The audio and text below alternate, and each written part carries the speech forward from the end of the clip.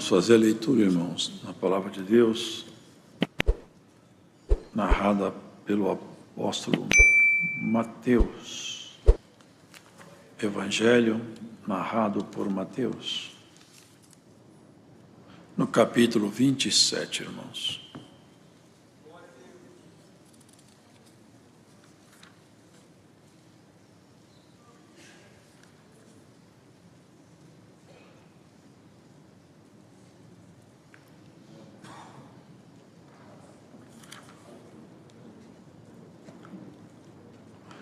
Vamos iniciar do verso 32.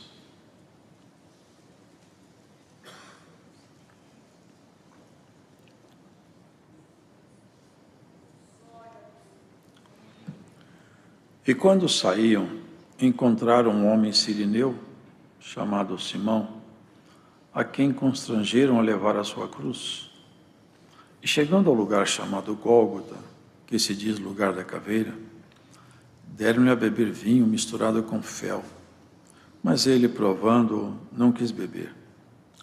E havendo crucificado, repartiram os seus vestidos, lançando sortes, para que se cumprisse o que foi dito pelo profeta: repartiram entre si os meus vestidos, e sobre a minha túnica lançaram sortes. E assentados, o guardavam ali. E por cima da sua cabeça puseram escrita a sua acusação: este é Jesus, o Rei dos Judeus. E foram crucificados com ele 2 salteadores, um à direita e outro à esquerda. Os que passavam blasfemavam dele, meneando as cabeças e dizendo: tu que destróis o templo em 3 dias, o reedificas, salva-te a ti mesmo. Se és o Filho de Deus, desce da cruz. E da mesma maneira também os príncipes dos sacerdotes, com os escribas e anciãos e fariseus, escarnecendo, diziam: salvou os outros, e a si mesmo não pode salvar-se. Se é o Rei de Israel, desça agora da cruz e creremos nele. Confiou em Deus, livre-o agora se o ama, porque disse: sou filho de Deus. E o mesmo lhe lançaram também em rosto os salteadores que com ele estavam crucificados. E desde a hora 6ª houve trevas sobre a terra até a hora 9ª. E perto da hora 9ª, exclamou Jesus em alta voz, dizendo: Eli, Eli, lama sabachthani, isto é, Deus meu, por que me desamparaste? E alguns dos que ali estavam ouvindo isto, diziam: este chama por Elias. E logo um deles, correndo, tomou uma esponja, embebeu-a em vinagre e, pondo-a numa cana, dava-lhe de beber. Os outros, porém, diziam: deixa, vejamos se Elias vem livrá-lo. E Jesus, clamando outra vez com grande voz, rendeu o espírito. E eis que o véu do templo se rasgou em 2, de alto a baixo, e tremeu a terra, e fenderam-se as pedras, e abriram-se os sepulcros, e muitos corpos de santos que dormiam foram ressuscitados. E saindo dos sepulcros, depois da ressurreição dele, entraram na cidade santa, e apareceram a muitos. E os centuriões que com ele guardavam Jesus, vendo o terremoto e as coisas que haviam sucedido, tiveram grande temor e disseram: verdadeiramente, este era filho de Deus. Estavam ali olhando de longe muitas mulheres que tinham seguido Jesus desde a Galiléia para o servir, entre as quais estavam Maria Madalena e Maria, mãe de Tiago e de José, e a mãe dos filhos de Zebedeu. E vinda já tarde, chegou um homem rico de Arimateia, por nome José, que também era discípulo de Jesus. Este foi ter com Pilatos e pediu-lhe o corpo de Jesus. Então Pilatos mandou que o corpo lhe fosse dado. E José, tomando o corpo, envolveu num fino e limpo lençol, e o pôs no seu sepulcro novo, que havia aberto em rocha. E rodando uma grande pedra para a porta do sepulcro, foi-se. E estavam ali Maria Madalena e a outra Maria, assentadas defronte do sepulcro. E no dia seguinte, que é o dia depois da preparação, reuniram-se os príncipes, os sacerdotes e os fariseus em casa de Pilatos, dizendo: Senhor, lembramo-nos de que aquele enganador, vivendo ainda, disse: depois de 3 dias ressuscitarei. Manda, pois, que o sepulcro seja guardado com segurança até o 3º dia. Não se deu caso que os seus discípulos vão de noite e o furtem, e digam ao povo: ressuscitou dos mortos. E assim o último erro será pior do que o primeiro. E disse-lhes Pilatos: tendes a guarda, ide, guardai-o como entenderdes.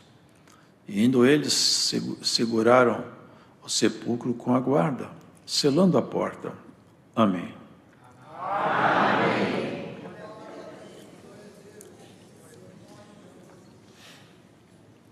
É um episódio que todos nós conhecemos muito bem, por repetidas vezes.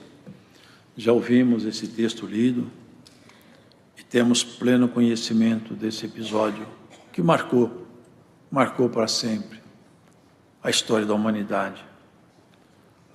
Uma mudança maravilhosíssima que jamais poderia ter sido feita senão pelo Senhor Jesus.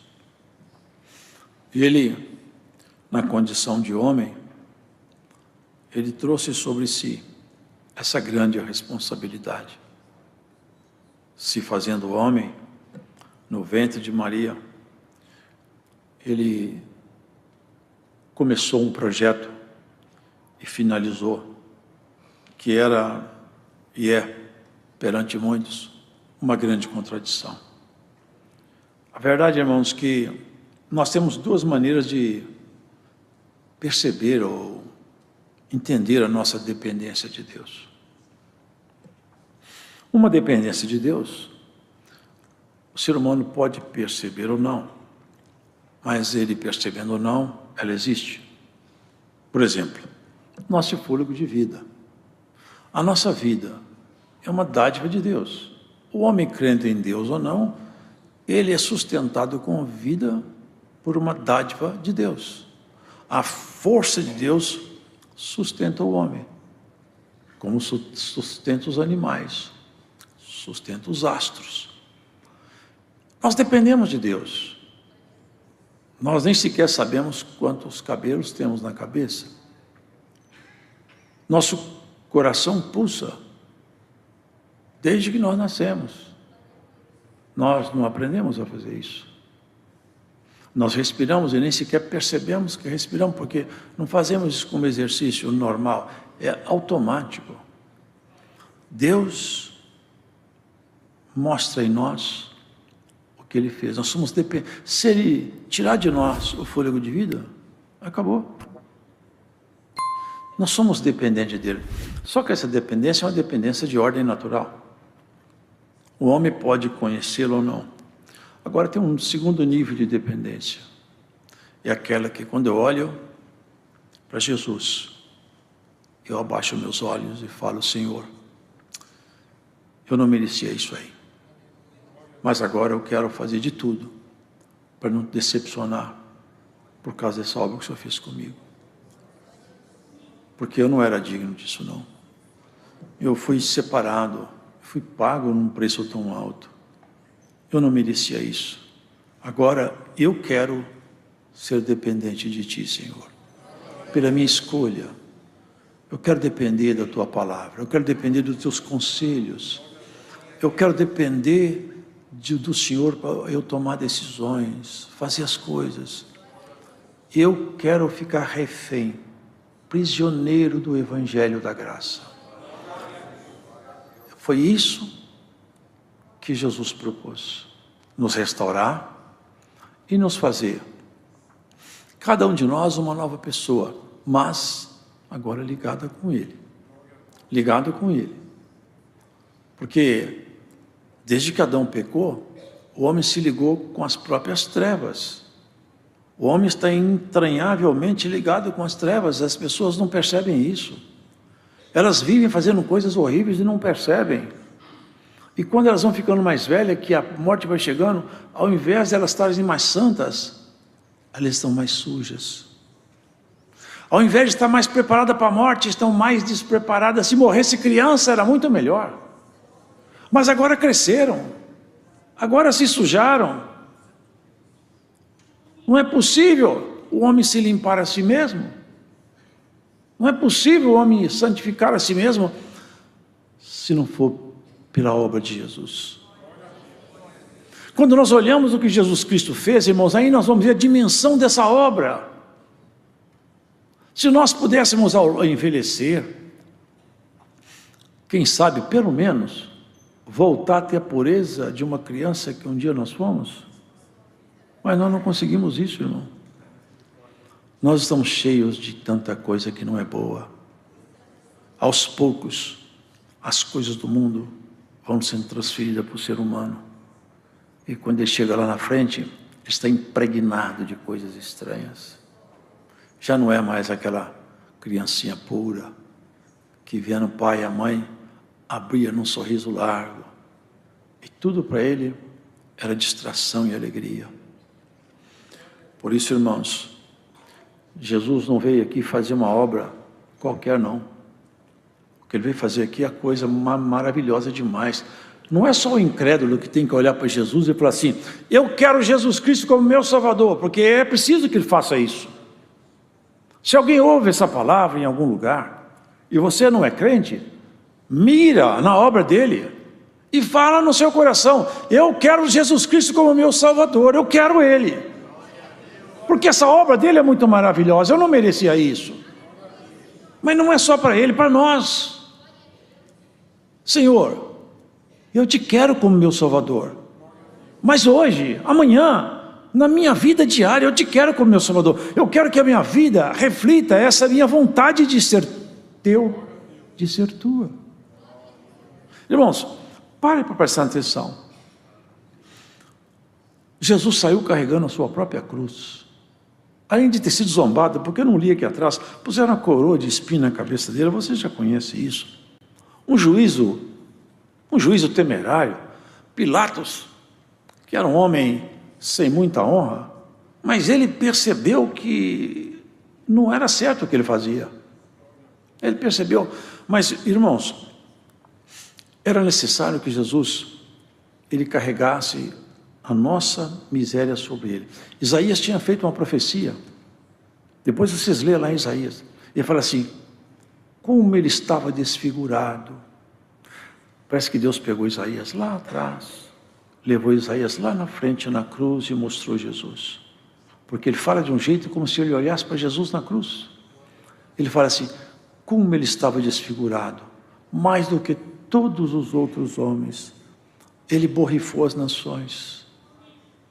A gente achou que ele era afligido de Deus, a gente pensou que Deus estava afligindo ele, mas não era. Foram nossos pecados que afligiram ele. Ele não foi afligido por causa de si, senão por causa de mim. Aquelas marcas, aquelas feridas, as suas pisaduras, as suas machucaduras, era minha, não era dele. Ele levou sobre si as minhas misérias, os meus pecados. Como é nítida a profecia de Isaías. E aqui nós vemos, cuspiram nele, batiam com cana na cabeça dele, riam, vestiram a capa nele como se fosse de rei. E quando saía com a cruz nas costas, machucado, cansado, a hora passou, nem deu para... Cansado, machucado. Já pensou que humilhação, queridos? O homem carregar um instrumento do seu próprio suplício. Ele podia jogar isso fora: eu não vou carregar isso não. A minha própria condenação, eu não vou carregar isso. Ele carregou, e ainda tem uma ordem: como Cristo carregou a cruz dele, você carrega a sua. Pegue a tua cruz a cada dia e siga-me, diz o Senhor.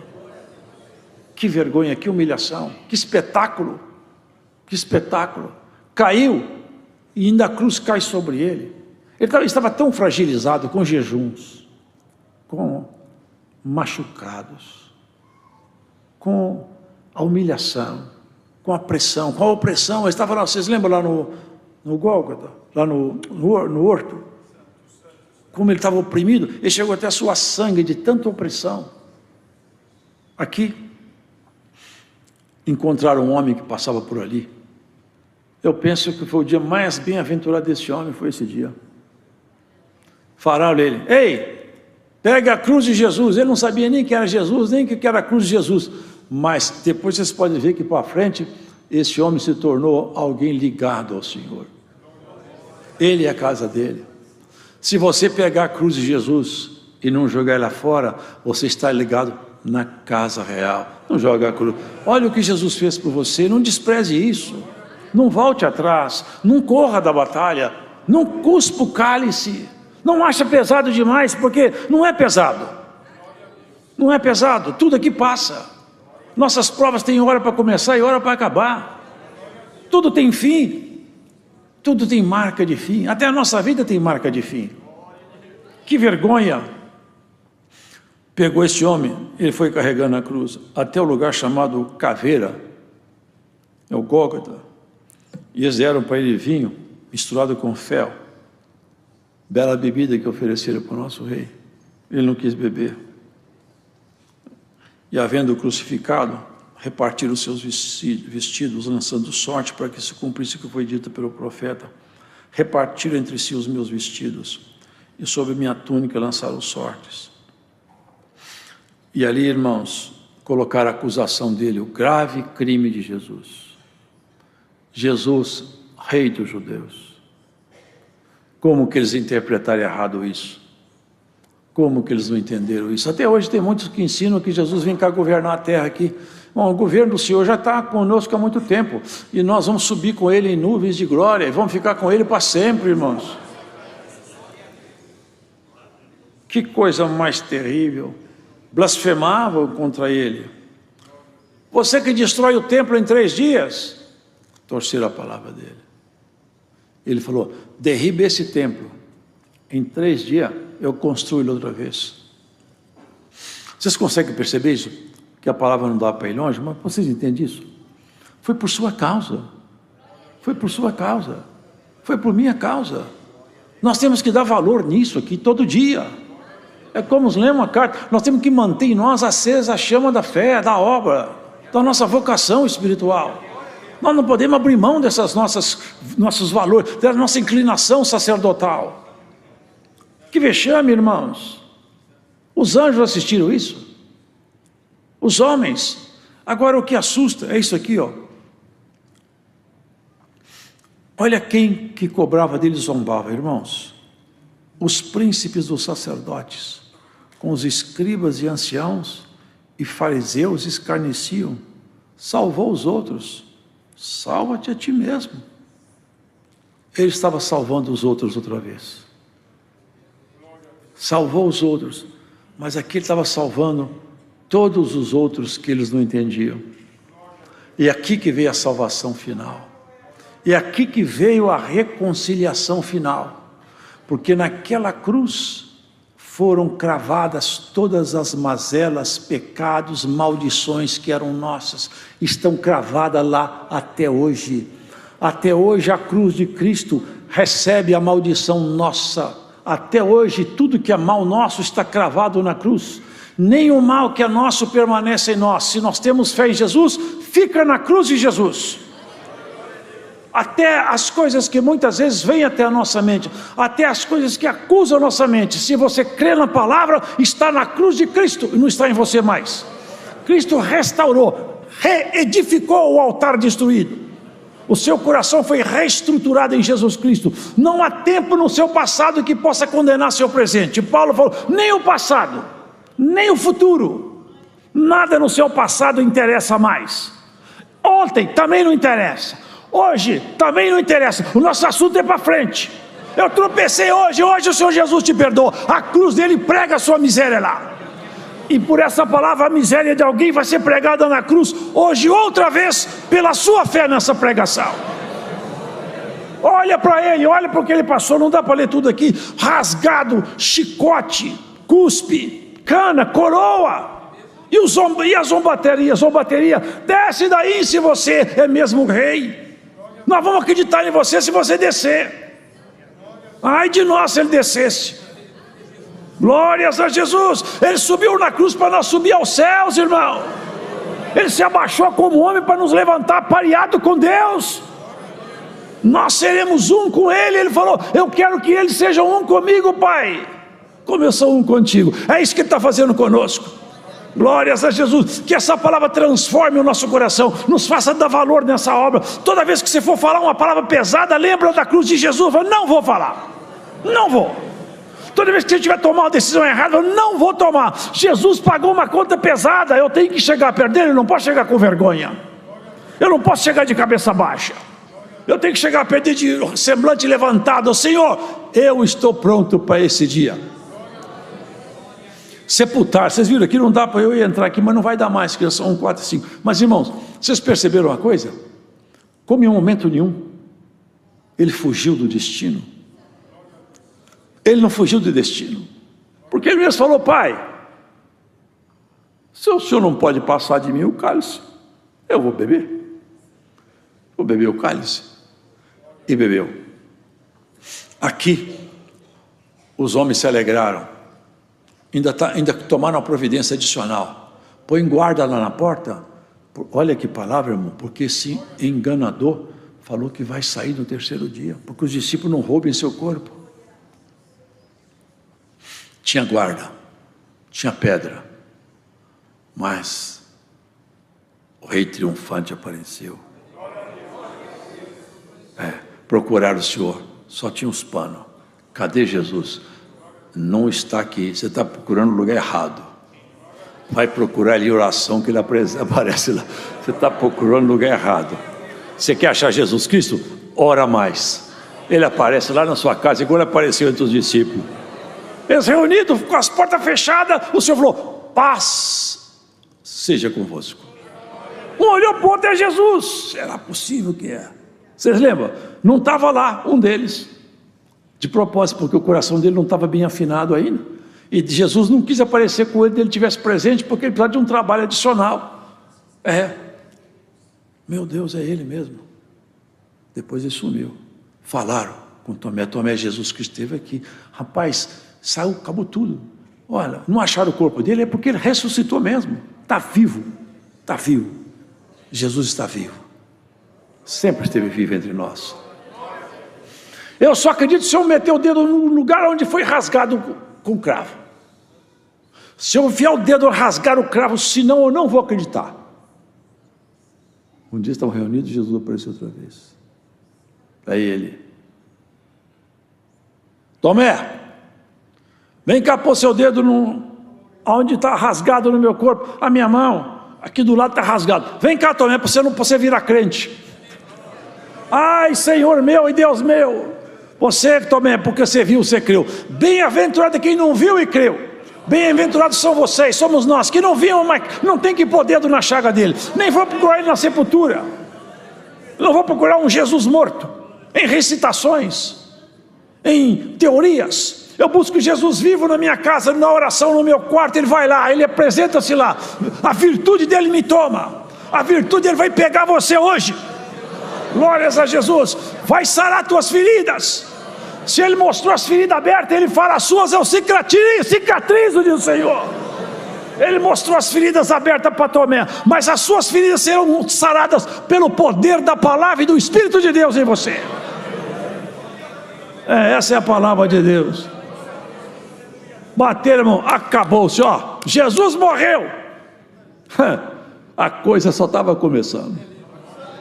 Jesus ressuscitou. Os crentes estão perdidos. Os crentes agora estão cheios de poder. Vocês lembram? Pedro fez uma pregação lá que 3.000 almas converteram. O pregador da Galiléia está pregando e está convertendo alma. Jesus saiu, foi para o céu, e o Espírito Santo pegou esses homens agora não tem mais jeito. Agora não é uma boca, não é duas, são milhares de bocas. A cada canto Jesus fala numa boca. E bem-aventurado é você se Jesus puder falar na boca sua também. Bem-aventurados seremos nós se Jesus tiver liberdade de falar nos nossos lábios.